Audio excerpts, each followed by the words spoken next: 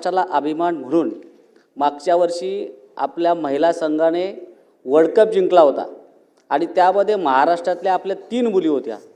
त्या 3 मुलींना क्लास 1 ऑफिसरची नोकरी देण्यासंदर्भात आणि त्यांना 2.25 कोटी रुपये प्रत्येकीला कॅश प्राईज देण्यासंदर्भात शासनाने जाहीर केलं होतं, परंतु त्या मुलींना ती कॅश प्राईज आणि नोकरी मिळाली नाहीत।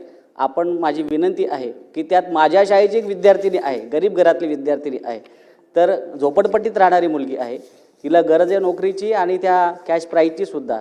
तर माझी विनंती की लवकरात लवकर त्यांना त्या प्राईज द्याव्यात। महोदय, त्या मुलींना कॅश प्राईज माझ्या हस्ते माननीय मुख्यमंत्री महोदयांच्या हस्ते या ठिकाणी दिलेला आहे। त्यांच्या अकाउंटवरती डायरेक्ट पैसे वर्ग केलेले आहेत, त्यामुळे कॅश प्राईज त्यांना ऑलरेडी दिलेला आहे। आणि राहिला फक्त नोकरीचा प्रश्न आहे। नोकरीच्या संदर्भात जी धोरण आहे ते तपासून त्याच्यावर कारवाई करण्यात येईल। प्रसाद लाड 2.25 कोटी रुपये दिलेत ना, मी सांगतो दिलेत ना, अथॉराईज सांगतो। खोकोचे नाही, खोकोच्या संदर्भामध्ये फाईल खोकोच्या संदर्भामध्ये फाईल मूव्ह झालेली आहे। फाईल आली की त्या संदर्भात निर्णय जो काही निर्णय जो आता हॉकीवरून ह्याच्यावर गेलं, हे आता त्याच्यावर आता खोखोवर आलंय। नाही, खोकोच्या संघटनेमध्ये निर्णय अजून बाकी आहे, प्रश्न परंतु ती फाईल मूव्ह झालेली आहे। वित्त विभागाकडनं फाईल आली की त्यांना सुद्धा बक्षीस देण्यात येते।